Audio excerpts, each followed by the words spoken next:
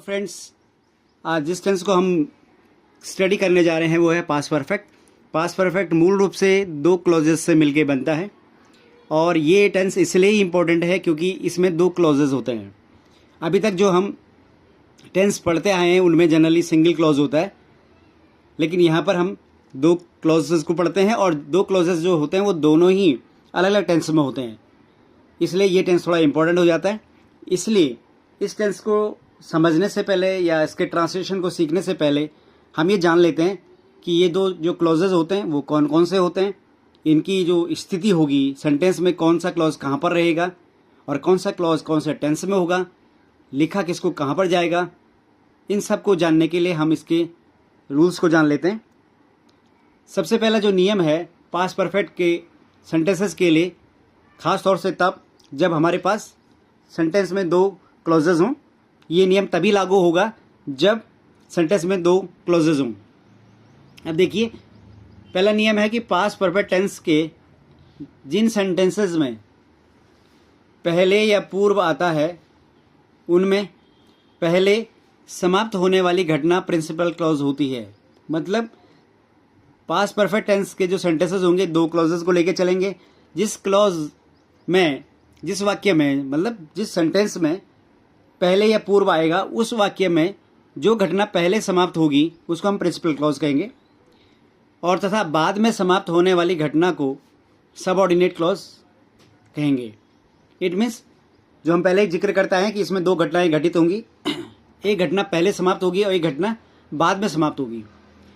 अब अगर किसी वाक्य में, हिंदी वाक्य में सेंटेंस में क्या आ रहा है, पहले आ रहा है, और उस वाक्य में जो घटना पहले समाप्त हो रही है वो कहलाएगा आपका प्रिंसिपल क्लॉज, और जो घटना बाद में समाप्त होगी वो कहलाएगा सबऑर्डिनेट क्लॉज। इसी तरह से अगर किसी वाक्य में पहले या पूर्व आ रहा है तो उसमें पश्चात या बाद भी आएगा। तो उसके लिए दूसरा नियम है कि पास्ट परफेक्ट टेंस के जिन सेंटेंसेस में पश्चात या बाद आता है उनमें बाद में समाप्त होने वाली घटना प्रिंसिपल क्लॉज होती है तथा पहले समाप्त होने वाली घटना सबऑर्डिनेट क्लॉज होती है। अब देखिए, पहले नियम का एकदम उल्टा क्या कह रहा है कि जिन सेंटेंसेस में पहले या पूर्व आएगा उनमें तो जो घटना पहले समाप्त होगी वो प्रिंसिपल क्लॉज होगी तथा बाद में समाप्त होने वाली घटना सबऑर्डिनेट क्लॉज होगी। लेकिन जो दूसरा नियम है उसमें कह रहा है कि अगर उसमें पश्चात या बाद आया, पश्चात या उस वाक्य में बाद आया तो उसमें नियम उलट जाएगा। क्या उलट जाएगा कि जो घटना बाद में होगी, बाद में समाप्त होने वाली घटना प्रिंसिपल क्लॉज होगी, जबकि जिस वाक्य में पहले आएगा उसमें पहले समाप्त होने वाली घटना प्रिंसिपल क्लॉज होगी। ध्यान दीजिएगा, तथा पहले समाप्त होने वाली घटना सबऑर्डिनेट क्लॉज होगी। मीन्स जो पहला नियम था जिसमें पहले या पूर्व आ रहा था उसमें जो घटना पहले समाप्त हो रही थी वो प्रिंसिपल क्लॉज हो रही है, लेकिन जिसमें पश्चात या बाद आ रहा है उसमें पहले समाप्त होने वाली घटना सबऑर्डिनेट क्लॉज होगी। जिसमें पहले या पूर्व आएगा उसमें बाद में समाप्त होने वाली घटना क्या होगी, सबऑर्डिनेट क्लॉज होगी। लेकिन जिसमें पश्चात या बाद आएगा उसमें बाद में समाप्त होने वाली घटना प्रिंसिपल क्लॉज होगी। इट मीन्स पहले नियम का जस्ट अपोजिट है। अगला जो नियम है जो काफ़ी इंपॉर्टेंट है और सबसे इंपॉर्टेंट नियम है इस टेंस के लिए, वो ये है कि पास्ट परफेक्ट टेंस के सेंटेंसेस को ट्रांसलेट करते समय, पास्ट परफेक्ट टेंस के सेंटेंसेस को ट्रांसलेट करते समय पहले समाप्त होने वाली घटना को हमेशा, ऑलवेज, पहले समाप्त होने वाली घटना को, अब इसमें यह नहीं कह रहा हो कि उसमें पहले आए या पूर्व आए या पश्चात आए या बाद आए, इसे कोई लेना देना नहीं है। चाहे उसमें पहले आ रहा है चाहे उसमें बाद आ रहा है, वाक्य में किसी भी स्थिति में जो भी घटना पहले हो रही होगी वो पास्ट परफेक्ट में ट्रांसलेट होगी। अर्थात पास्ट परफेक्ट का सूत्र क्या होता है, subject plus head plus verb की थर्ड फॉर्म में ट्रांसलेट होगी, तथा बाद में समाप्त होने वाली घटना हमेशा पास्ट इंडेफिनिट में ट्रांसलेट होगी। पास्ट इंडेफिनिट मतलब सब्जेक्ट प्लस वर्ब की सेकंड फॉर्म प्लस ऑब्जेक्ट या अदर वर्ड्स। शायद क्लियर हो रहा होगा कि जिस भी वाक्य में पहले या पूर्व आ रहा है या बाद या पश्चात आ रहा है, हमें से कोई लेना देना नहीं है। हमें इस बात से लेना देना है कि जो भी पहले समाप्त होगा उस वाक्य में, उन दोनों वाक्यों में से किसी में भी, तो वो हमेशा रहेगा पास्ट परफेक्ट में, और जो भी घटना बाद में समाप्त होगी वो रहेगी हमेशा पास इंडेफिनिट में। अब इस बात का इस पर कोई फर्क नहीं पड़ेगा कि उसमें पहले आया या बाद आया है, वो केवल किसके लिए, प्रिंसिपल और सबऑर्डिनेट क्लॉज के लिए। अब अगला जो क्वेश्चन रेज होता है वो ये होता है कि अगर हमारे पास दो क्लॉजेज हैं, एक प्रिंसिपल क्लॉज है और एक सबऑर्डिनेट क्लॉज है, तो लिखेंगे किसको पहले। तो उसका नियम भी है, नाम से स्पष्ट है। प्रिंसिपल का मतलब क्या होता है, प्रधान, मुखिया, और सबऑर्डिनेट का मतलब उसके अधीनस्थ। तो जब भी प्रोटोकॉल के हिसाब से जो आगे होगा, आगे हमेशा कौन रहेगा, प्रिंसिपल रहेगा या सबऑर्डिनेट रहेगा। तो निश्चित तौर पर व्यवहारिक रूप में भी अगर प्रोटोकॉल को देखा जाए तो हमेशा प्रिंसिपल आगे रहते हैं और सबऑर्डिनेट पीछे हो चलते हैं। किसी भी चीज़ के अगर कहीं पर भी चल रहे हैं, कोई भी अगर सिस्टम है, तो वहाँ पर जो प्रधान होगा, जो मुख्य व्यक्ति होगा, कि वही आगे रहेगा और उनके जो सबऑर्डिनेट होंगे, अधीनस्थ होंगे, उनके पीछे रहेंगे। ऐसे सेंटेंस में भी होगा, जो प्रिंसिपल सेंटेंस होगा वो आगे लिखा जाएगा और जो सबऑर्डिनेट सेंटेंस होगा उसके बाद लिखा जाएगा। ये आपको यहाँ नियम में स्पष्ट दिख जाएगा। ये देखिए चौथा नियम क्या कह रहा है कि पास्ट परफेक्ट टेंस के सेंटेंसेस को ट्रांसलेट करते समय अधिकांशतः, अब अधिकांशतः का मतलब क्या है कि हम प्रिंसिपल क्लॉज या सबऑर्डिनेट क्लॉज को छोड़ करके हम सीधा जो क्या है सबऑर्डिनेट क्लॉज को भी आगे लिख सकते हैं, लेकिन उससे सेंटेंस फॉर्मेशन उतना अच्छा नहीं होगा। ये ज़्यादा अच्छा तरीका लिखने का। तो पास्ट परफेक्ट टेंस के सेंटेंसेस को ट्रांसलेट करते समय अधिकांशतः, इसलिए अधिकांशतः कहा गया, प्रिंसिपल क्लॉज को पहले लिखा जाता है तथा सबऑर्डिनेट क्लॉज को उसके बाद। इट मीन्स ये व्यवहारिकता है कि प्रिंसिपल क्लॉज पहले लिखा जाएगा और सबऑर्डिनेट क्लॉज को उसके बाद लिखा जाएगा। और ऐसे सुनने में शायद ये कंफ्यूजन क्रिएट करे, ठीक है। तो इसको समझने के लिए हम थोड़ा सा इसके एग्जाम्पल को देख लेते हैं। अब देखिए यहाँ पे क्या है सेंटेंस, मेरे स्कूल जाने से पहले घंटी बज चुकी थी। अब मेरे स्कूल जाने से पहले घंटी बज चुकी थी, दो क्लॉज हो गए, एक मेरा स्कूल जाना, दूसरा घंटी का बजना, होगी दो घटनाएं। अब इसमें क्या हो रहा है कि जो इसमें आया क्या है, पहले नियम क्या था कि पास्ट परफेक्ट टेंस के जिन सेंटेंसेस में पहले या पूर्व आएगा, इसमें पहले आएगा, उसमें पहले समाप्त होने वाली घटना प्रिंसिपल क्लॉज होगी। अब देखिए कौन सी घटना पहले हुई, मेरे स्कूल जाने से पहले घंटी बज चुकी थी।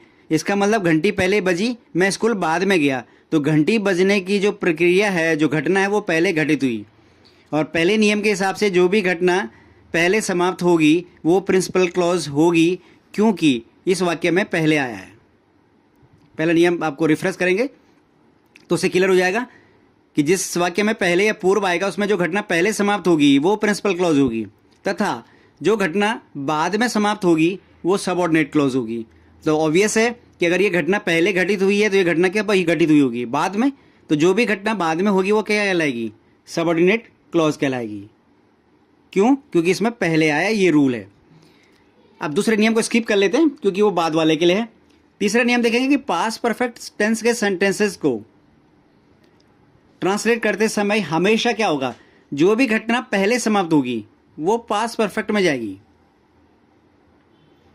क्योंकि घंटी का बजना पहले हुआ है इस वाक्य में, इसलिए ये घटना हमेशा किस में जाएगी, पास्ट परफेक्ट में, पास्ट परफेक्ट में। और पास्ट परफेक्ट का सूत्र क्या होता है, पास्ट परफेक्ट का सूत्र होता है सब्जेक्ट हैड प्लस वर्ब की third form plus other words या ऑब्जेक्ट ले सकते हैं, इसलिए इसमें जाएगी। और जो घटना बाद में होगी वो हमेशा पास्ट इंडेफिनिट में जाएगी। और पास्ट इंडेफिनिट का सूत्र क्या होता है, सब्जेक्ट प्लस वर्ब की सेकंड फॉर्म प्लस ऑब्जेक्ट या अदर वर्ड्स, इस चीज़ को हम सिंपल पास्ट भी कह लेते हैं। शायद क्लियर हो रहा होगा। अब जो चौथा नियम है, चौथा नियम क्या कहता है कि पास्ट परफेक्ट टेंस के सेंटेंसेस को ट्रांसलेट करते समय अधिकांशतः प्रिंसिपल क्लॉज को पहले लिखा जाता है। इट मीन्स ये जो प्रिंसिपल क्लॉज है ये पहले आएगा और सबऑर्डिनेट क्लॉज को बाद में लिखा जाता है। इसलिए हम इस सेंटेंस को, इस क्लॉज को, इस सेंटेंस के इस क्लॉज को, घंटी बजने वाले को पहले लिखेंगे, ट्रांसलेशन इसका पहले करेंगे। क्यों, क्योंकि ये प्रिंसिपल क्लॉज है और प्रिंसिपल क्लॉज पहले लिखा जाता है। नियम के मुताबिक ये टेंस किस टेंस में रखा गया है, पास्ट परफेक्ट में, इसलिए इस वाक्य को हम पास्ट परफेक्ट में ट्रांसलेट करेंगे। तो घंटी बज चुकी थी, सबसे पहले क्या आएगा, सब्जेक्ट, सब्जेक्ट क्या होगा, घंटी, तो हो गया द बेल। उसके बाद क्या आएगा, हैड, वर्ब की आ गया हैड, क्योंकि ये पास्ट परफेक्ट की हेल्पिंग वर्ब है। उसके बाद क्या आएगा, वर्ब की थर्ड फॉर्म, रिंग, बजने को क्या बोलते हैं, रिंग, रिंग की थर्ड फॉर्म क्या हो गए, रंग, क्योंकि रिंग, रेंग, रंग, ये यहाँ पे पूरा हो गया। उसके बाद क्या आएगा, कंजंक्शन पहले, उसकी अंग्रेजी आ गई बिफोर। अब जो घटना बाद में घटित हुई वो उसके बाद लिखी जाएगी। तो ये घटना कब हुई? बाद में हुई, तो इसको अब लिख देंगे सबसे पहले मेरे। मेरे का मतलब यहाँ पे आई से है, आई। उसके बाद सूत्र के हिसाब से वर्ब की सेकंड फॉर्म, जाने को बोलते हैं गो, गो की सेकंड फॉर्म क्या होती है? वेंट। उसके बाद अदर वर्ड्स या ऑब्जेक्ट। उसके बाद टू क्यों आया? प्रेपोजिशन है। उसके बाद ऑब्जेक्ट क्या है? स्कूल, तो स्कूल आ गया। तो ये क्या सेंटेंस बन गया? The bell had rung before I went to school. अब इसी वाक्य को अगर हम बाद में बनाएं, मतलब बाद वाला कंजंक्शन यूज करें इस सेंटेंस में, तो ये सेंटेंस कैसे बनेगा? देखिए, तो इसमें क्या हो जाएगा? मेरे स्कूल जाने के बाद घंटी बजी। अब देखिए थोड़ा अंतर आ गया सेंटेंस क्रिएशन में। मेरे स्कूल जाने के बाद घंटी बजी। अब इसमें क्या हो रहा है? देखिए, इसमें पहली बात तो ये है कि इसमें बाद आया है। दूसरी चीज़ इसमें ये हो रही है कि घंटी के बजने अपनी जगह पे ही है और स्कूल जाना आगे। मतलब हिंदी में देख रहा हूँ अब दोनों वाक्य, मेरा स्कूल जाना पहले वाले वाक्य में है, उसमें भी पहले आया है, और बाद वाले में भी पहले ही आया है। लेकिन अंतर क्या है? नियम के मुताबिक कि जिस वाक्य में पश्चात या बाद आएगा उसमें जो घटना बाद में समाप्त होगी वो प्रिंसिपल क्लॉज कहलाएगी। जबकि ठीक इसका उल्टा क्या था कि जिसमें पहले या पूर्व आएगा उसमें जो घटना पहले समाप्त होगी वो प्रिंसिपल होगी। यहाँ पर क्या हो रहा है?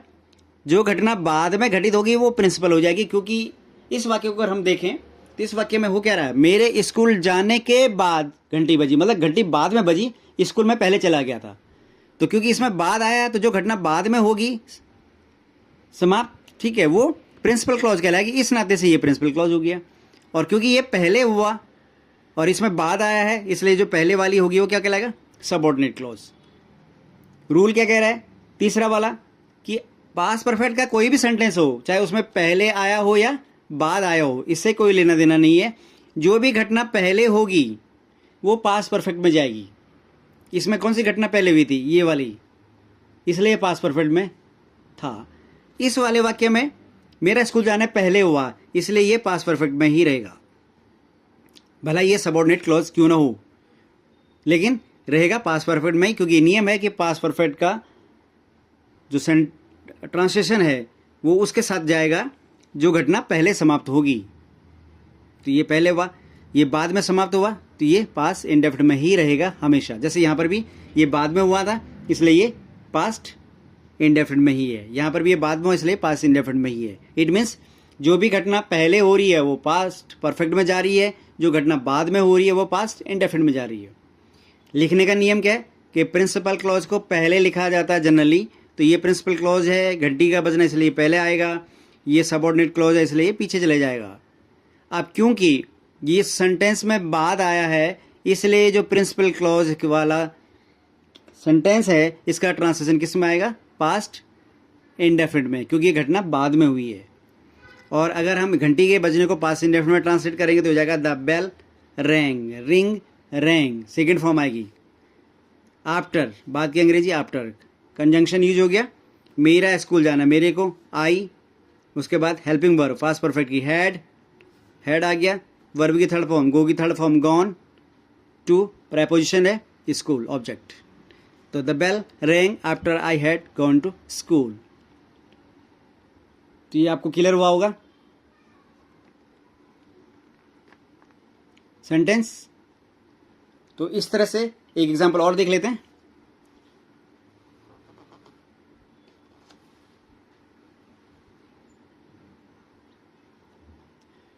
देखिए, जैसे तुम्हारे गाना गाने से पहले लोग जा चुके थे। अब देखिए, तुम्हारा गाना गाने से पहले लोग जा चुके थे, पहले कौन सी घटना हुई? लोगों का जाना। तो अब एक चीज़ और थोड़ा इस पर ट्रिक निकाल सकते हैं हम, क्या कि अगर हमने ऊपर जैसे देखा कि दोनों बार क्या हो रहा है, जो प्रिंसिपल क्लॉज है वो पीछे वाला ही सेंटेंस निकल रहा है। पीछे वाला जो क्लॉज है वही क्या निकल रहा है? प्रिंसिपल क्लॉज निकल रहा है, और जो सबऑर्डिनेट क्लॉज है वो आगे वाला ही सेंटेंस निकल रहा है। इट मीन्स पहले और बाद के बाद जो आ रहा है वो प्रिंसिपल क्लॉज हो रहा है, और पहले और बाद से पहले जो लिखा जा रहा है वो क्या कहला रहा है? Subordinate clause. और लिखना किसको पहले? प्रिंसिपल क्लॉज को। तो समझने के लिए हम ये भी कह सकते हैं कि पीछे वाले को आगे लिख देते हैं और आगे वाले को पीछे, मतलब पहले और बाद के बाद जो आएगा उसको हम पहले लिख देंगे। कन्फ्यूजन हो रहा होगा, देखिए क्लियर करते हैं। तुम्हारे गाना गाने से पहले लोग जा चुके थे, इसमें प्रिंसिपल क्लॉज कौन सा है? पीछे वाला, पहले के बाद वाला जो पीछे बाद में आ रहा है। और तुम्हारे गाना गाने के बाद लोग गए, इसमें प्रिंसिपल क्लॉज कौन है? बाद वाला के बाद वाला, मतलब इसके पीछे जो छूट रहे हैं, पहले इसके बाद और इसके बाद वाला। और दोनों ही प्रिंसिपल क्लॉज है, और दोनों को हमें कहाँ लिखना है? पहले लिखना है। और ये दोनों सबऑर्डिनेट क्लॉज, इन दोनों कहाँ लिखना है? बाद में लिखना है। तो समझने के लिए हम क्यों कह सकते हैं कि प्रिंसिपल क्लॉज को कहाँ लिखते हैं? आगे लिखते हैं, मतलब पीछे वाले को आगे लिखते हैं। और सबऑर्डिनेट क्लॉज को कहाँ लिखते हैं? पीछे, इसका मतलब आगे वाले को पीछे लिख देते हैं। इससे कोई फर्क नहीं पड़ रहा है कि इसमें पहले आया या बाद आया। क्लियर? अब देखिए, तुम्हारे गाना गाने से पहले लोग जा चुके थे, क्योंकि इस पहले आया है, इसमें जो घटना पहले समाप्त होती है वो प्रिंसिपल क्लॉज होगी, इसलिए ये घटना प्रिंसिपल क्लॉज है। P.C। जो भी घटना पहले होती है हमेशा पास्ट परफेक्ट में जाती है, इसलिए उसका फॉर्मूला आ गया सब्जेक्ट हैड प्लस वर्ब की थर्ड फॉर्म। जिसमें पहले आएगा उसमें बाद वाली घटना क्या कहलाएगी? सबऑर्डिनेट क्लॉज, और वो रहेगा पास्ट इंडेफिनिट में सब्जेक्ट प्लस वर्ब की सेकंड फॉर्म के साथ। अब जब हम इसको ट्रांसलेट करेंगे तो फिर रूल वही होगा कि प्रिंसिपल क्लॉज को पहले लिखा जाएगा, तो इसलिए आ गया पेपल, उसके बाद हैड वर्ब की third form gone. The people had gone, पहले कहेंगे जी बिफोर, तुम्हारा मतलब यू, वर्ब की सेकंड फॉर्म सिंग की second form sang, third form sung हो गई, तो second form sang a song. तो people had gone before you sang a song. Clear?